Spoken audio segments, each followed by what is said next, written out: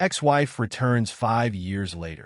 About 5 years ago, my wife of 25 years decided she was no longer in love with me. Signed us up for couples therapy, but she quit after 3 sessions. Her reason was that it was up to me to make her fall in love with me again. The following year, it was decided we would get a divorce. She also made an agreement that we would sell the house after our last 3 kids graduated from high school. The agreement is quite one-sided in her favor. She wants the house appraised at the time of the divorce, and I receive 50% of its value at that moment, not when it is sold, which happens a few years later. Some things about the house. It's in a very nice suburb of Seattle. I found it in the late 90s for $75,000. We bought it, and a few years later, we had our first child. She decided to be a stay-at-home mom. I was okay with that. Over the next 5 or 6 years, we had our other 3 children, and life was good. I worked full-time, and during this time, I fixed up the house myself. Originally, it was 30.48 square meters, so as the family grew, I kept adding space as we needed extra room for the kids, eventually building a detached garage. And I did all the work myself. She was a stay-at-home mom. That's how it went as the kids grew up. When the 2 youngest were in 7th grade, I began urging her to get a job or maybe go back to college or take some classes related to interests she could develop into a career she would enjoy. Nothing happened, but she did get some jobs where she worked part-time and earned minimum wage. She kept paying the bills and provided a stable and pleasant life for our family. I even began helping coach football and baseball for the kids' teams so I could spend time with them after work. During this time, she was a great partner, wife, and mother. Life was good. Then, as you know, we began the separation process. I ended up converting our detached garage into an apartment to live in while we sorted things out. And I also didn't want to live far from our 4 kids, 15,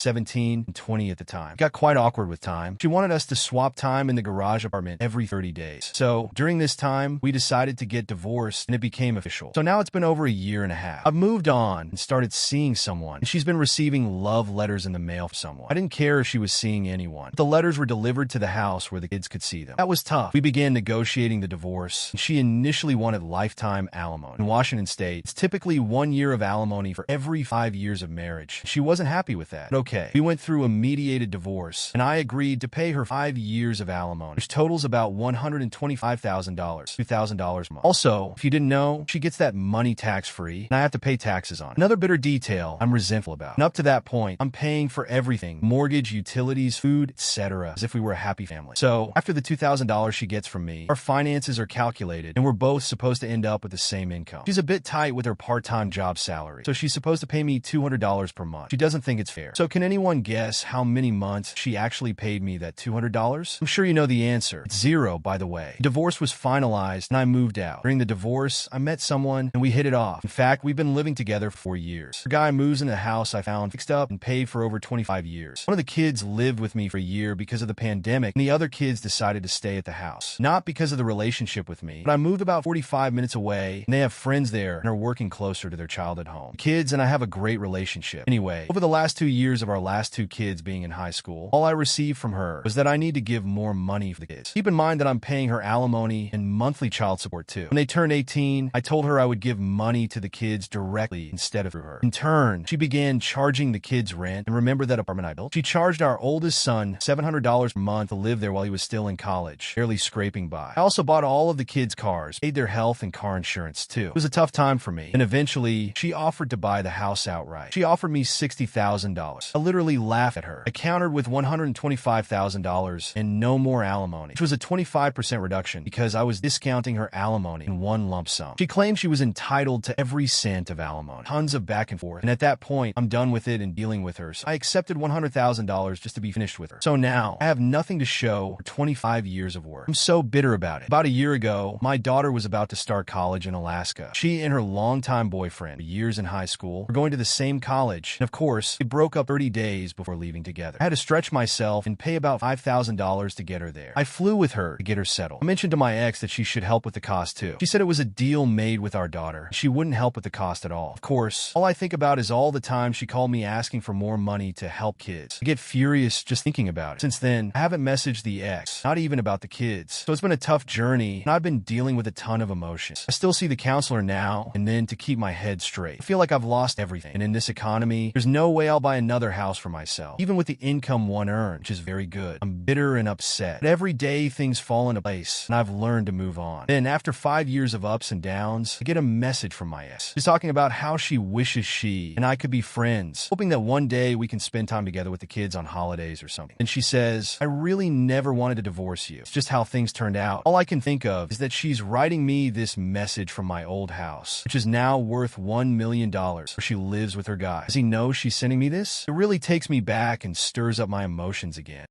She's trying to get you back for money and to hurt you emotionally. She sounds like a narcissist to me, and she belongs to the streets. Focus on being happy and on your kids, not on the past. You're not alone, and many women are destroying families to live a certain lifestyle, and they belong to the streets. What she's discovered is that the men out there willing to date her age group are mostly losers and weirdos, and the grass isn't greener. I was married for 18 years and went through the same thing you did. 5 years later, she wants to reconcile and make things right. We stay on good terms mostly because I bite my tongue and don't respond when she provokes me or says things that make her seem like the victim. I just let it pass and avoid getting into childish discussions about why we divorced.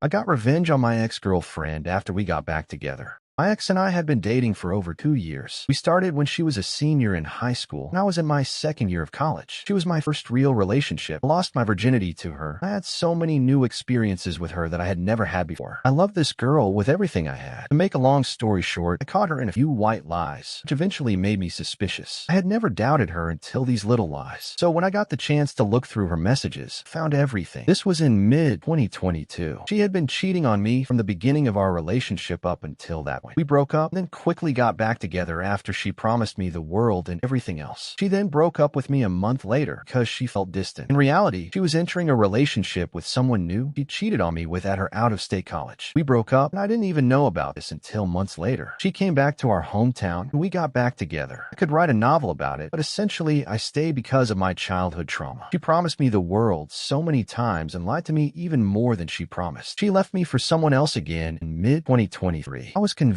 it was over. Then she started calling from unknown numbers, begging and pleading. We got back together, and she met up with him in secret again, etc. I even found evidence that she cheated 2 to 3 months ago, after we were supposedly in a great place. She cheated with more than 10 different people.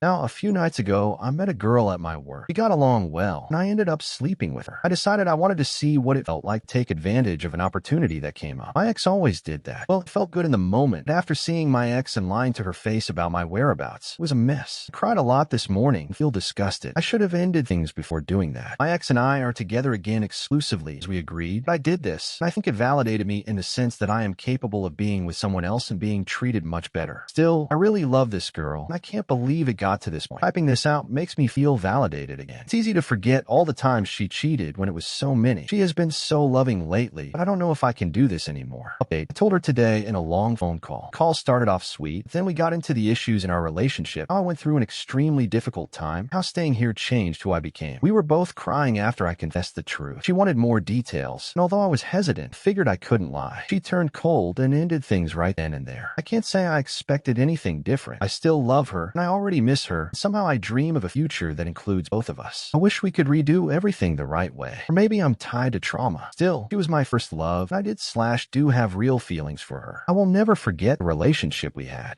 I see a lot of judgment going on in this post. I wanted to tell you that I've also cheated on a partner for revenge before, after he cheated on me multiple times. In a sick and twisted way, I wanted to hurt him as much as he hurt me. I confessed the next day we ended up breaking up, and it was definitely for the best looking back. My ex never learned the lesson I wanted him to. Even today, 10 years later, he's still cheating. I don't feel like a horrible person for doing what he did. It brought this out in you. Hun, you were a side character in her mind, and you didn't cheat. You were in a one-sided open relationship. You just didn't get the memo. You can't cheat on someone who's not in a serious relationship with you. You're her seasonal fling, and she's manipulating you if she's given you that impression. Personally, give her less than 3 months before she goes off track and hurts you again. Just have an open conversation and make her be honest. If you want to test her, suggest an ethical, non-monogamous open relationship. My bet is she'll jump at the chance. And if she does, you'll need to decide if it's something you can handle.